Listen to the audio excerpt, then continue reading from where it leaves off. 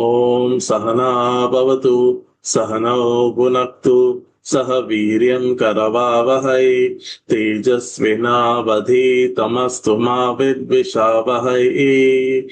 Om Shanti Shanti Shanti. Harihi Om Shri Gurubhyo Namaha. Harihi Om. Guru Brahma Guru Vishnu Gurudevo Maheshwaraha Gurureva Param Brahma Tasmai Shri Gurave Namaha. Vasudeva Sutam Devam Kamsa Chanuramadhanam Devaki Paramanandam Krishnam Vande Jagadgurum. समस्त जन कल्याणे निरतं करुणामयं नमामि चिन्मयं देवं सद्गुरुं ब्रह्मविद्वरम्. Hari Om. Welcome to the class on Bhaja Govindam. 36th day from journey of a journey from Moha to Moksha.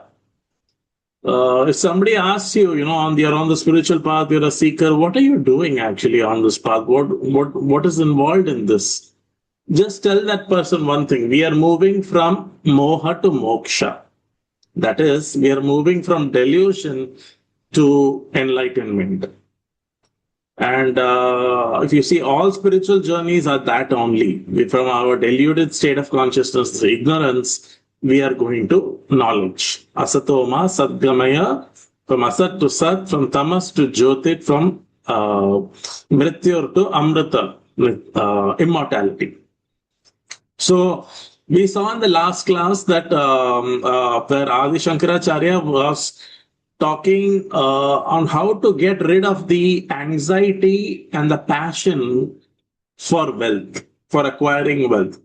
He was not against acquiring wealth, but he was against the lust for it, the passion for it, the craving for it, to the point that it clouds your intellect and way of thinking, and it gives you a scheme of wrong priorities. You give it so much importance that you place wealth acquisition and artha and kama on top, and you keep moksha for, dekhlenge when I turn 65, 70, last few years of my life. No. So that is why Adi Shankaracharya was saying in the previous sloka, give up this thirst to amass wealth. Go about your duties, go about material duties, make the wealth, but just see that it's a mere fuel that is required to run your show. And there is something much beyond this that needs to be the top priority, and wealth can be kept as the acquisition of wealth can be secondary priority. So that keeping wealth as top priority was attacked by Adi Shankaracharya. He said, no, that is not the way to go. Since we are human beings, our top priority should be moksha. And second in the list of things that we need to achieve should be, a certain amount of aishwarya, a certain amount of wealth and prosperity, so that we can continue to pursue the spiritual journey. It's like that. So that artha, that kanchana, the craving for kanchana, the thirst for kanchana, the passion for kanchana was attacked in the previous sloka. That was the hammer shot that he was giving. Moha mudgara, that was the hammer shot we got in the last class. Today, he is talking about Kamini. So first I will read the chant the sloka. If you want, you can chant along with me. Nari sthanabhara nabhidesham drishtva magha moha vesham etan mamsavasadi vikaram Manasi vichintaya varam varam Bhaja Govindam Bhaja Govindam Govindam Bhaja Modhamate. So basically he's saying in this sloka the hammer shot that we're getting, the moha mudgara that we're getting is against the opposite gender attraction. The attraction for the opposite gender, the lust for the opposite gender, to the point that we see one form of the opposite gender which is very appealing and beautiful, and we get captivated. How to tackle this is what is being discussed in this particular sloka.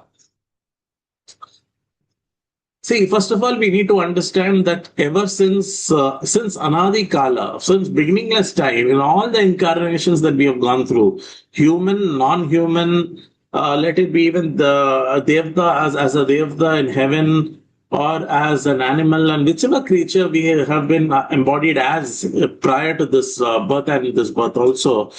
Two things we have done in every birth, which is unavoidable, more or less, and which is very essential. One is eating, and the other is mating. So, eating and mating is something we have done since beginningless time, and that is why these two are the strongest impressions in man's consciousness, in our consciousness. In our mind, if we see all the vasanas that we have, if we just examine, we just step back and look, ponder for a while, think a little, what are the strongest vasanas in my mind which need to be eradicated? If we try to shortlist them, we will find that the vasana for different varieties of foods, delicious foods, that is one vasana, and the other is kama vasana, opposite gender attraction. So here in this sloka, he is talking about the lust for the opposite gender, to the point that the moment we see a form of the opposite gender, we get captivated, we get enamored by it. He's saying, what is so attractive about it? Right? Now, we need to understand why this is there in the first place. Why this opposite gender attraction is there, particularly in the youth, when a person comes to the teenage itself, the hormones, there's a lot of hormonal changes in the body that causes opposite gender attraction. And then when he goes on to get married and beyond marriage, and by the time he comes to a certain age, then only it starts to wear off, that opposite gender attraction.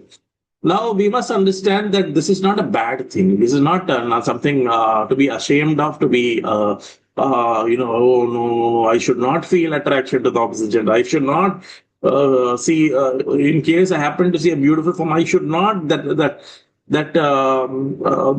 attraction should not come only if we are thinking like that. That is not the right way to approach this. We need to look at it with a little bit of maturity and so with a sober mind, right? See, the thing is that if this opposite gender attraction was not there, people, men and women, will not get together for the sake of marriage, isn't it? One of the main incentives of getting married initially, especially in the youth, when you ask the youth, why do you want to get married? One of the main incentives is that, so that I can enjoy the worldly pleasures. And if that were not there, the opposite gender attraction were not there, man and woman would never come together for marriage. And if that happens, how will the population go ahead? Right? We need that thing. So God has never designed anything which is completely useless. And this opposite gender attraction also has a purpose to serve, to bring the male and female together ideally in a good, sacred, dharmic way of marriage, through the proper institution of marriage. Not what we see these days in the form of live-in relationships and girlfriend boyfriend culture. This year I'm with one girl, and another year I'm with another girl, and then I marry a third girl, and then I divorce, and then again I go for live-in, and again that kind of lack of commitment is there these days among the youth, and they tend the live-in culture has become normalized.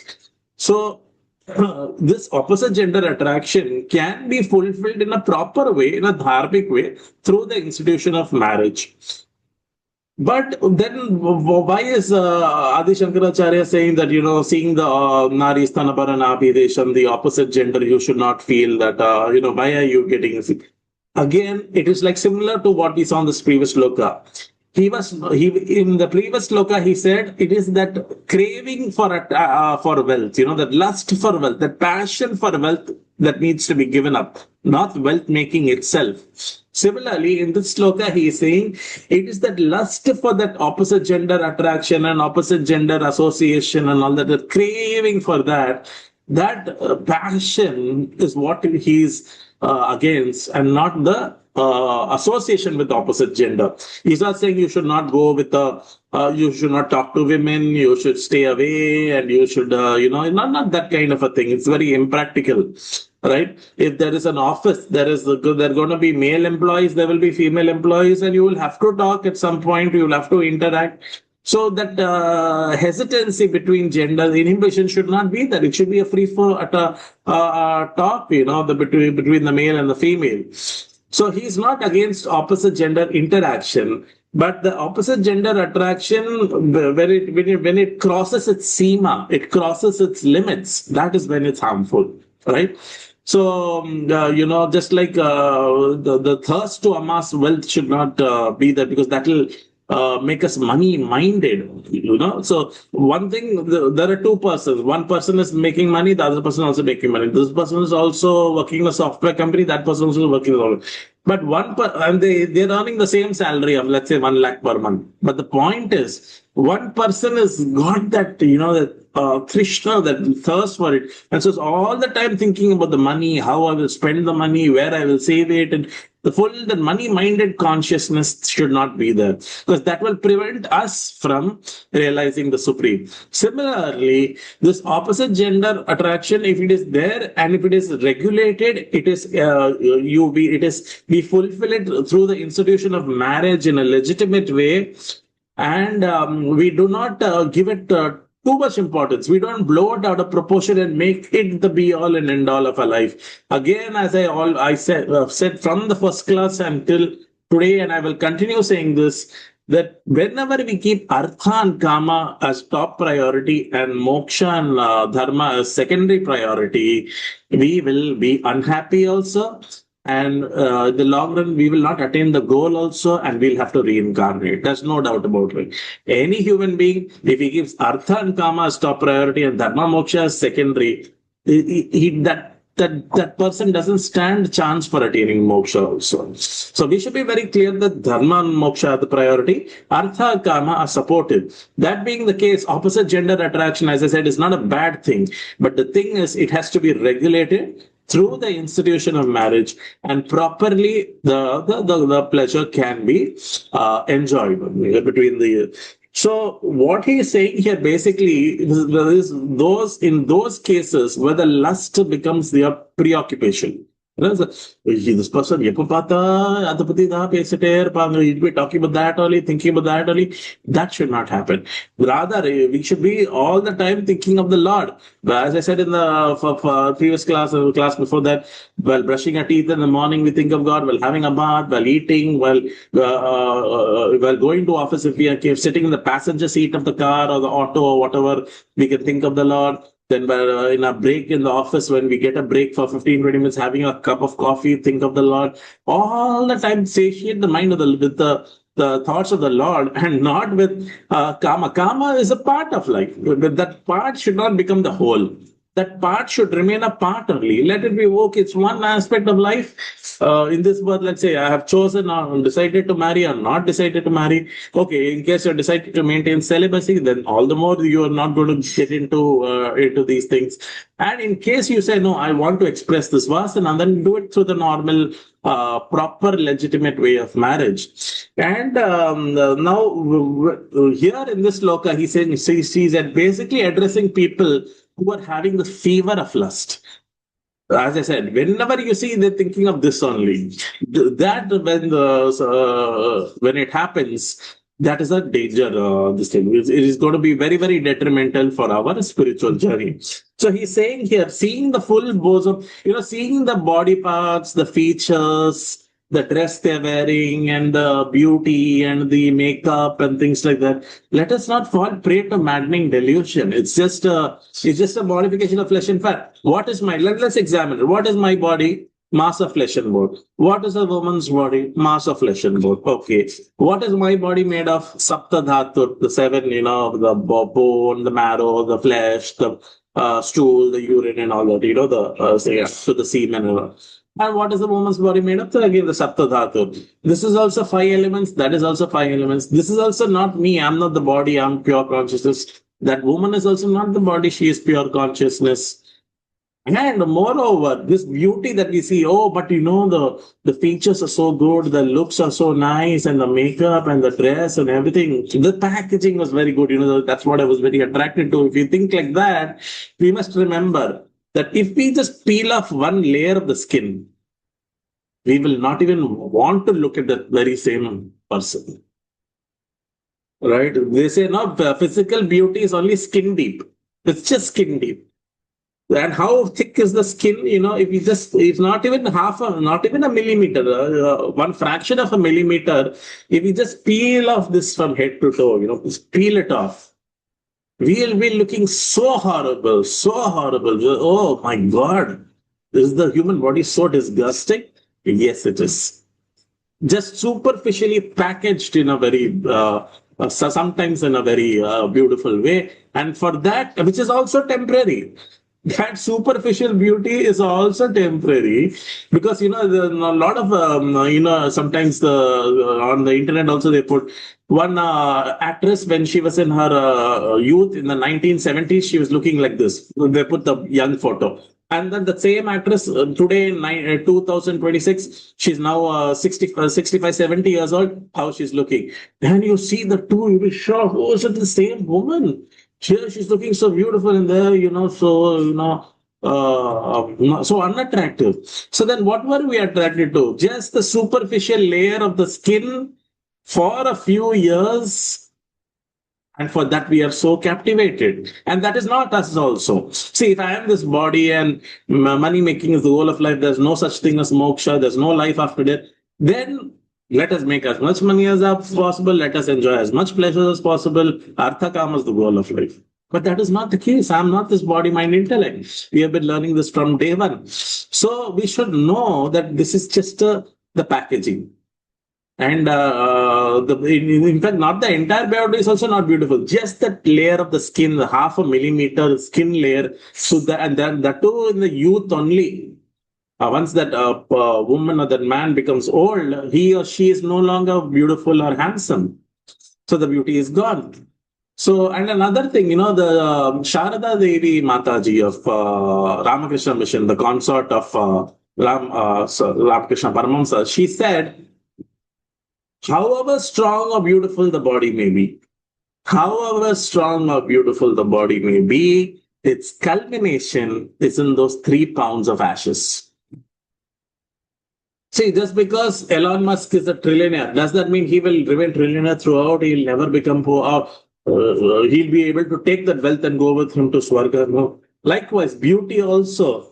At the most, okay, with makeup, with all sorts of artificial means, we may look beautiful or handsome till the age of what? 60, 55, 60. At some point, old age will catch up and make it look very unattractive. And its culmination, in any which way, is the 3 pounds of ashes. When a beautiful woman passes away, her body is burnt. What do we get? Heap of ashes. One old woman, old man, very, full of wrinkles and things, his or her body is burnt away. What do we get? Heap of ashes. Tomorrow, my body will be burnt away upon my death. What will the relatives get? Heap of ashes, which they will go put in the Ganga river or some river. So that's it. That is the existence of the body. There's one thing, one idea once came to me. When it comes, I keep sharing in the WhatsApp messages. He sees the truth. He sees the truth who sees the body as dead, even while it is apparently living. This body right now also, what isn't it dead? Really? Because of the spirit in it, it is alive. So that life belongs to what? The body or the spirit? It is the source of the life is the spirit. Remove it and see that's now the body perishes in a flash. So life comes from spirit. Body is not having life at any point in time. Even now, it is because its the spirit is there, it is able to do something and say something. Right? So therefore, the body is forever dead. And it's forever dirty. Inside it's just filth. And as I said, layer of the skin is peeled up. We cannot even look at such a person.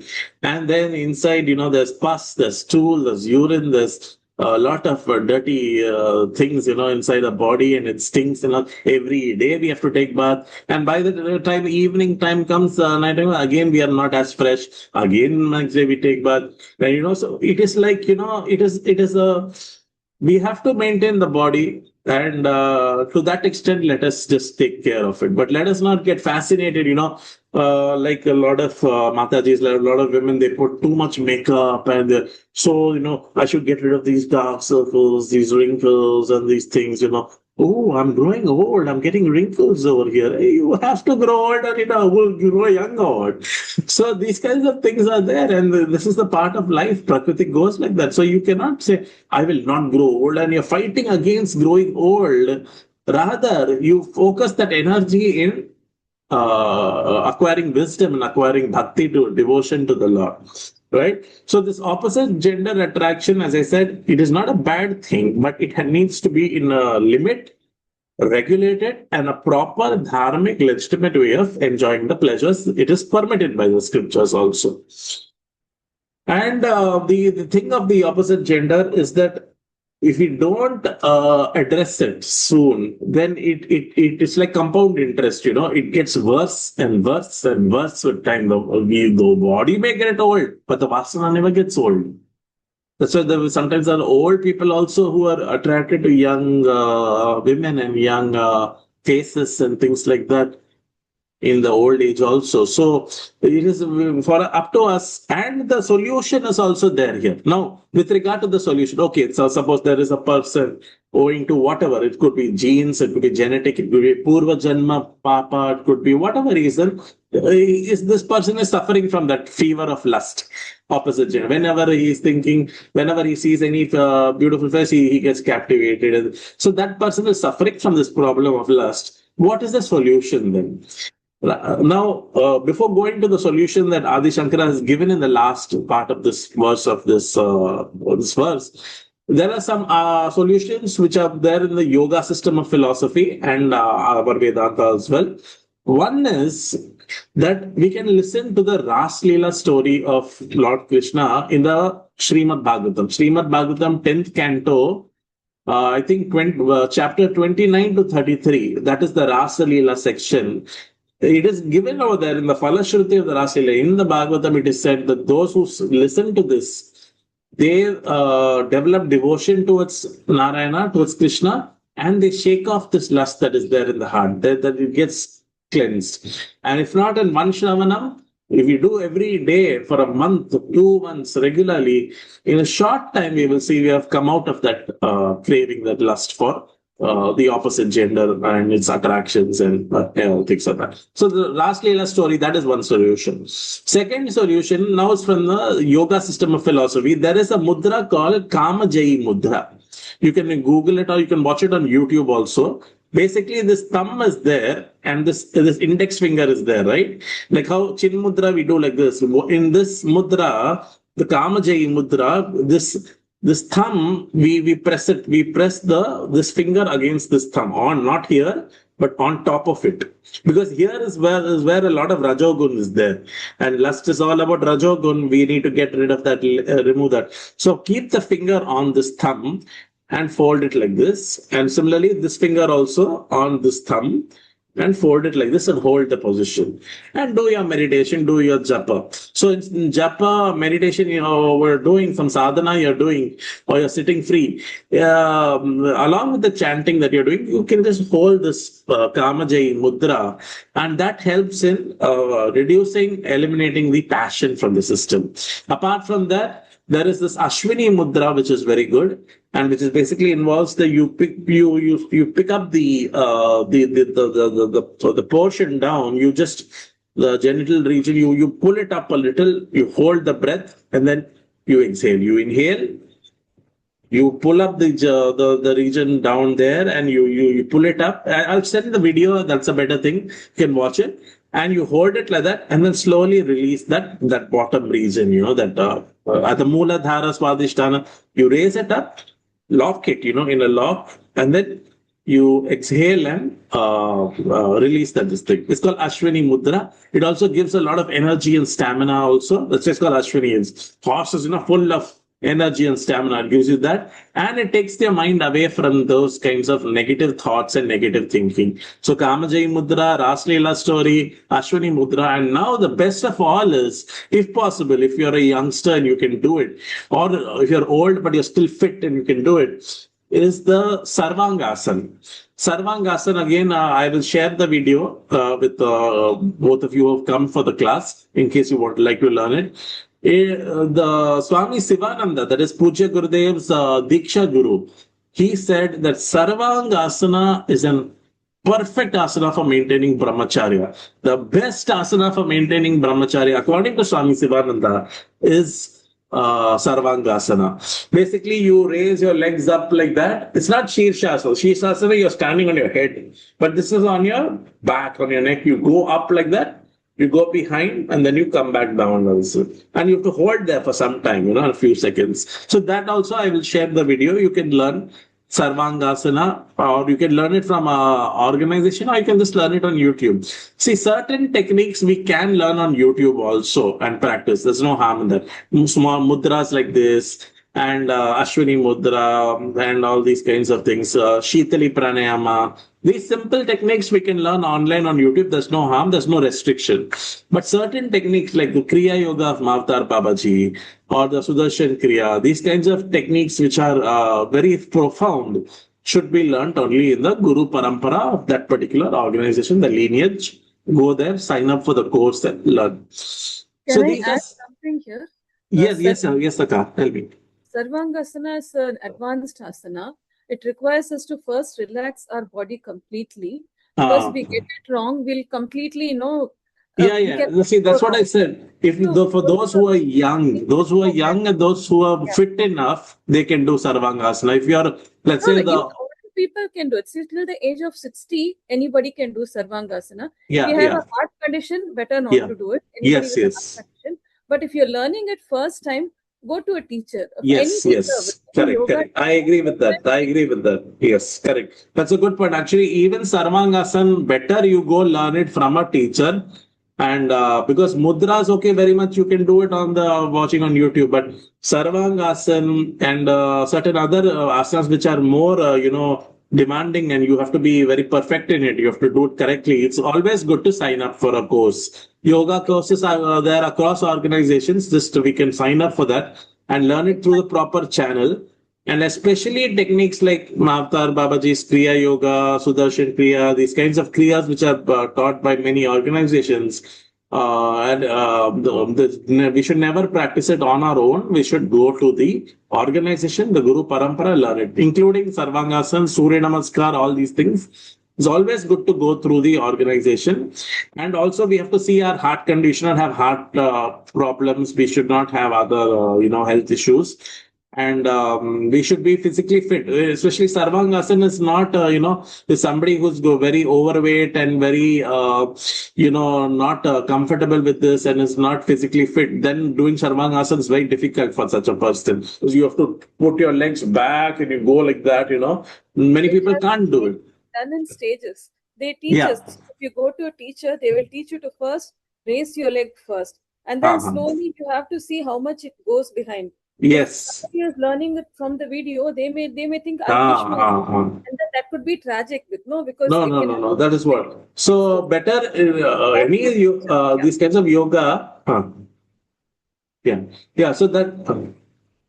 So yoga is always good to learn, especially Sarvangasana, Surya Namaskar, and all these techniques. Is better to learn it in the organization under a yoga teacher. That is the best way to go. Even if it's a simple pranayama, just go to an organization, pay a few, a few thousand here and there, a few hundred here and there.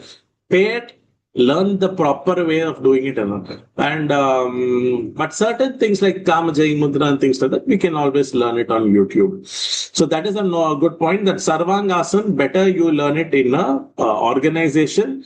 And see your physical fitness, see your heart, and if you are got some issue, heart problem or something like that, then don't try it, because you don't want to complicate things. Moreover, there are other simpler solutions. As I said, the most effective is Ras Leela story, And Ashwini Mudra is good, of course, but Ras Leela story, just we listen to that 1 hour it will take. Four, if you sum up those 5 chapters. And if we do it regularly for a couple of months, we find that it really the effect of the sting of that lust is gone for good, almost for good. And there is so finally the solution that Adi Shankara is giving in this sloka is also there here, and that is the ultimate solution, really. What is it? Manasavi chintaya varam varam. See, they say Vairagya through this Bhaja Govindam, and I mean other scriptures, but mainly through Bhaja Govindam, we are trying to develop Vairagya. That is the main thing. And the more Viveka we have, the more Vairagya we will have. Viveka and Vairagya are like twins, and they are like, they're related to each other, correlated to each other. The more the Viveka, the more we reflect on this, the more we develop Vairagya. In fact, you see, whenever we have, in fact, coming onto the spiritual path, also how it came. When the sorrow came, then we started reflecting, and that took us more into our inner self, and then we started questioning and all that, and that's how we started off on the path. So whenever Viveka comes, and we do Viveka, Vichara, that what is it? It's just a mass of flesh and bone. It is temporary. Today the beauty is there, tomorrow it is not there. And then the body will be burnt in a few days' time. There will be male body, female body. And all this, when we reflect on it, that it's only skin deep, there's no much beauty in it, really speaking. And when we reflect on these points, then that reflection is a manasavi chinte varam varam, he's saying here, again and again, repeatedly. That will take the sting of that lust will go off.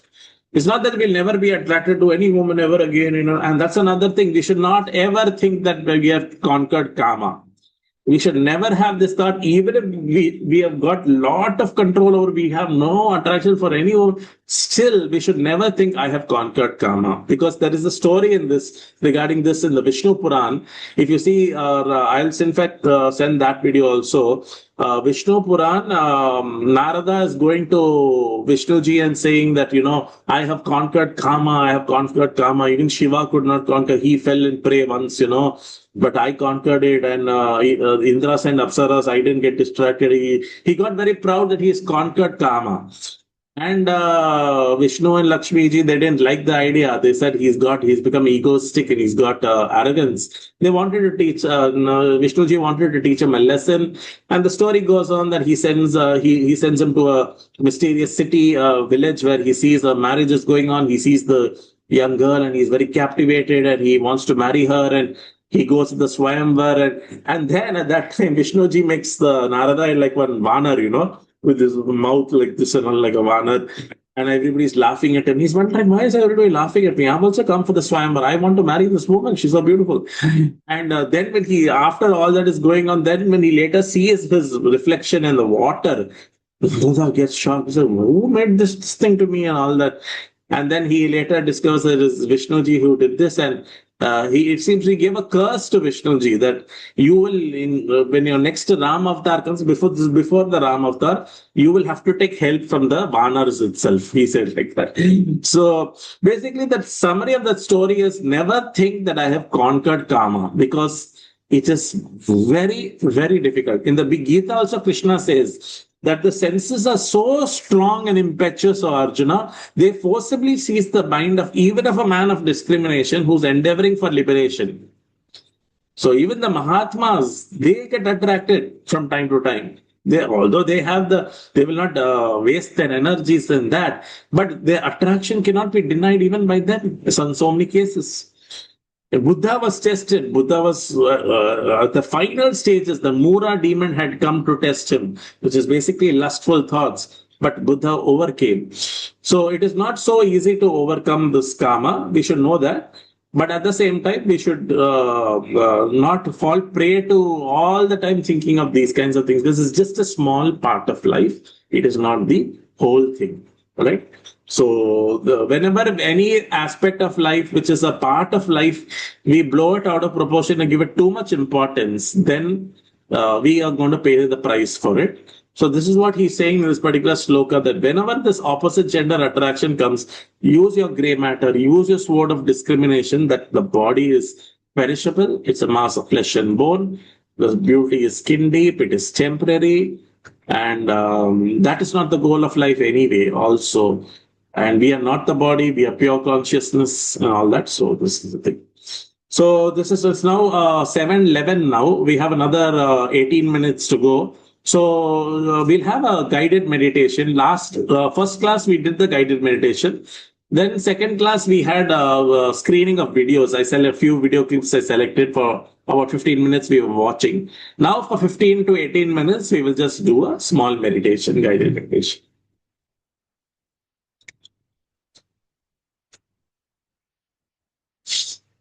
So we will just close our eyes, and I'll be saying, see, I said this in the last time also, I'll say it again, that whenever I say I am not the body, I am not the mind, you should reflect that with regard to yourself, that you're not the body, you're not the mind. All right. So we'll just get started. Close your eyes.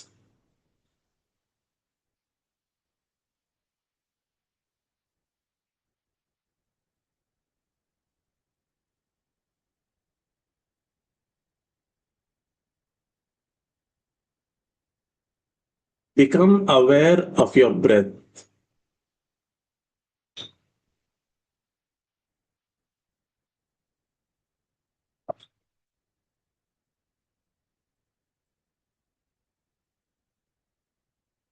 The pattern of your breath.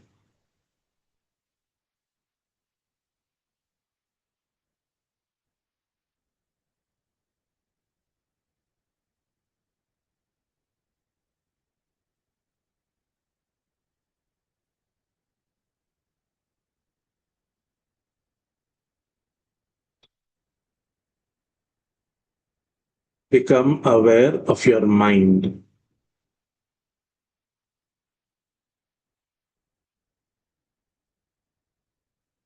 The flow of thoughts in your mind.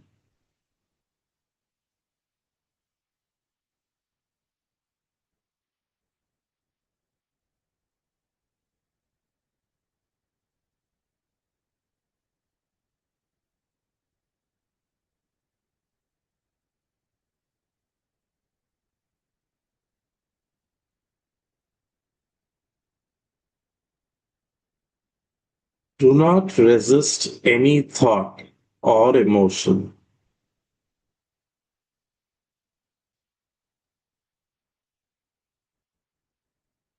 Just watch.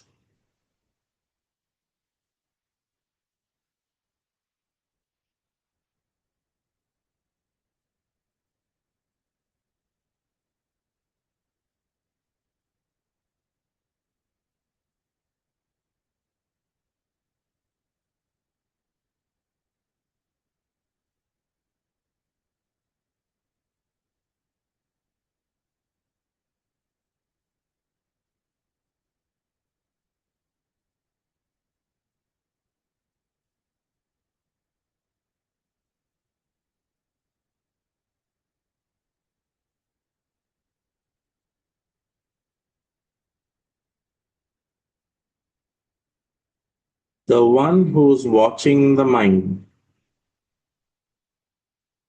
is different from the mind.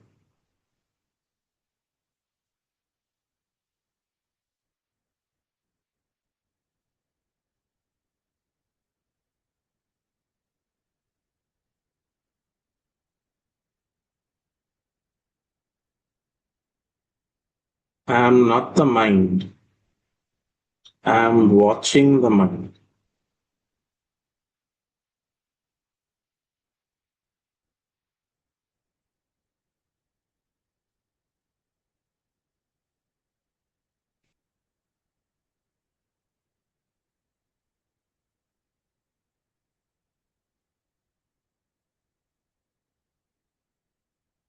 Bhagwan Ramana Maharishi says,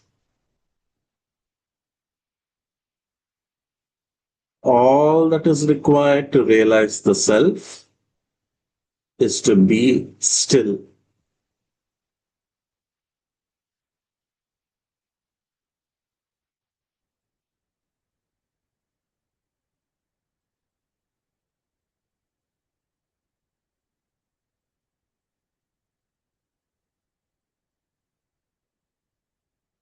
Pujya Gurudev Swami Chinmayananda says, silence the mind and listen. That is the final state of meditation.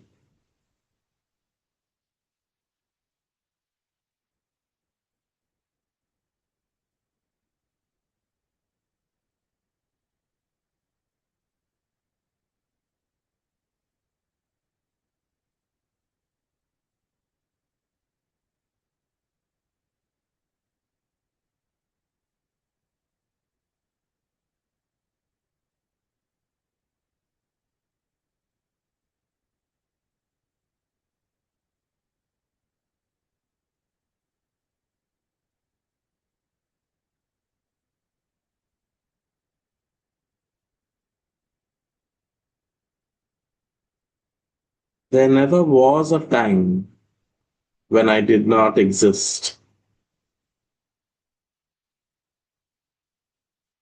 nor you, nor any of these kings of men.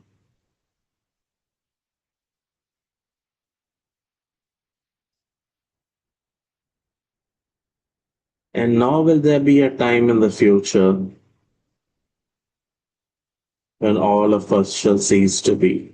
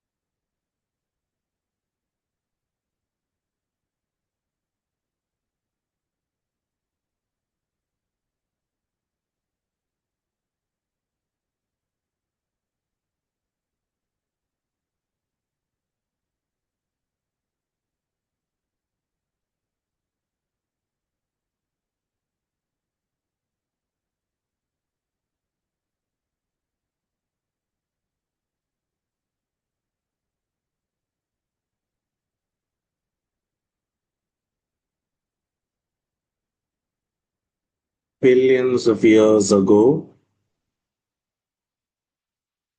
we were Satchitananda Swarupam.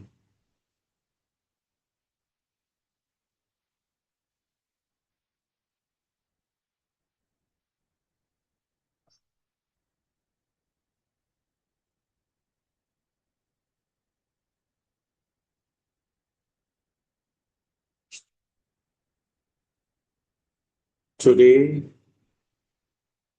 we are Satchitananda Swarupam.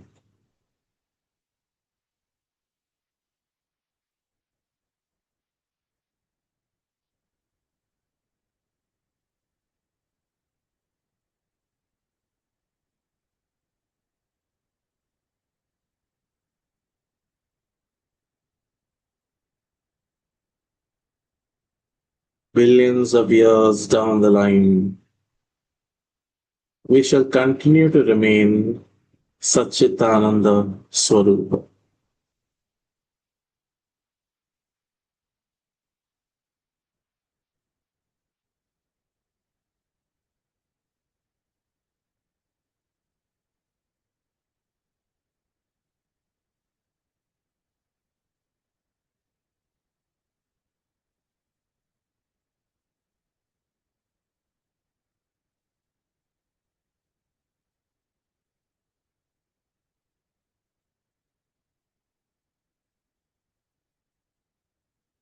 We are eternally the same.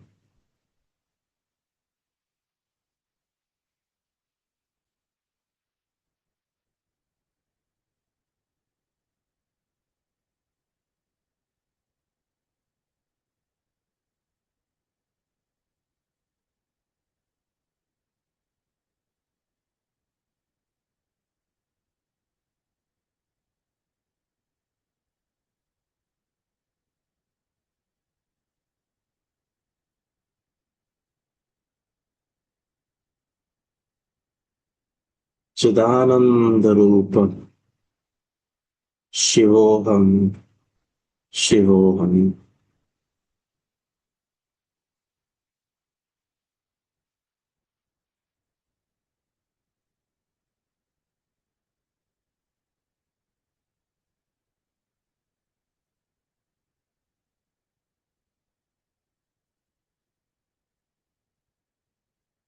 Nityoham. I am eternal.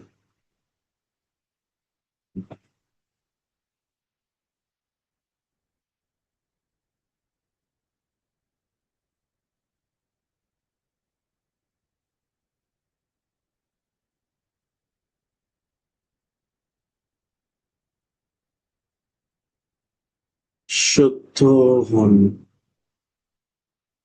I am pure.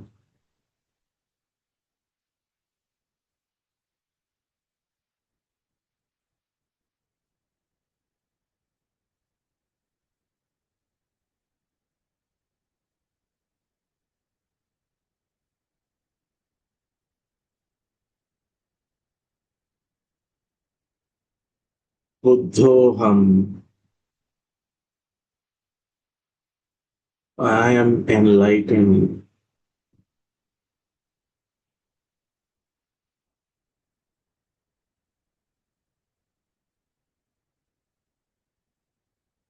Muktoham.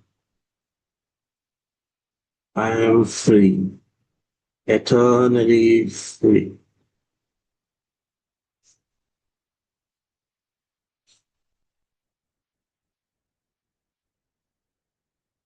Chidananda Rupa. Shivoham. Shivoham.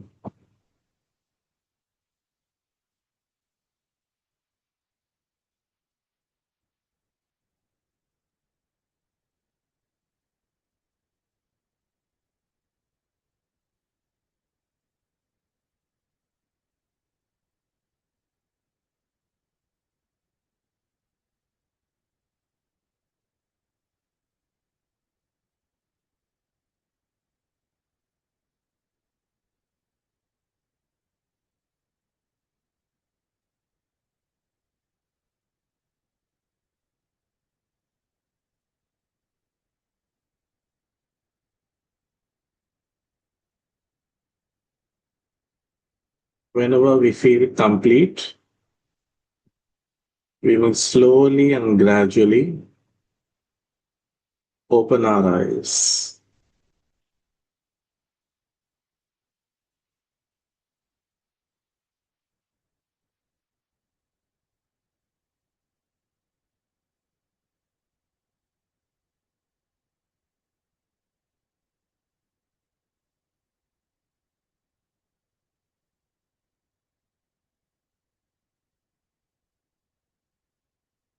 Just as we take our physical bath every day, this meditation, abiding in the silence and just silencing the mind, watching the mind, slowing down the mind and silencing the mind is like a bath for the spirit, bath for the mind. Our Sukshma Sharira gets a cleansing, and that takes us closer to the truth.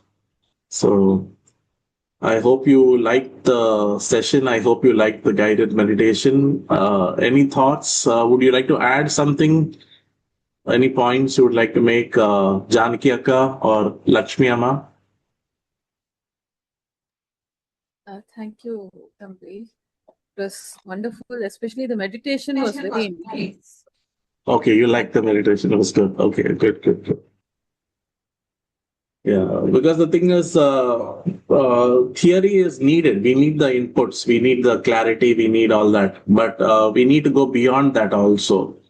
And the more silent our mind is, the closer we are to the truth. So in meditation, we just deepen the silence, deepen it. We get so much of profound peace, that even if it lasts temporary, it's okay. But that we're getting a taste of it at least. Now it's better than not having a taste of it. So it's all right. So I think we can close about 5 minutes early itself today. 7:25 we'll close. So I'll just say Purnamada, Purnamidam. Yeah. Om Purnamada, Purnamidam, Purnat Purnamudachyate Purnasya Purnamadaya Purnameva Vasishyate. Om Shanti Shanti Shanti. Hari Om Shri Gurubhyo Namaha. Hari Om. So thank you very much for joining. We'll meet next week again at the same time, 6:30 to 7:30, 1 hour only. And we'll have next week we will have the sloka. The next sloka, I think it's Nalini Dalagata Jalamati Taralam. That sloka, and we'll have some video clips. Some from Swami Chinmayananda ji, Puja Gurudev. Some from Swami Sarvapriyananda ji. Some from some ISKCON Acharya. A variety of 4-5 clips, all short videos we'll have in the last 15 minutes. And prior to that, of course, the sloka that we'll see in detail. All right. Thank you very much. Hari Om. Thank you. Hari Om. Hari Om. Hari Om, Mama. Hari Om, Akar. Hari Om.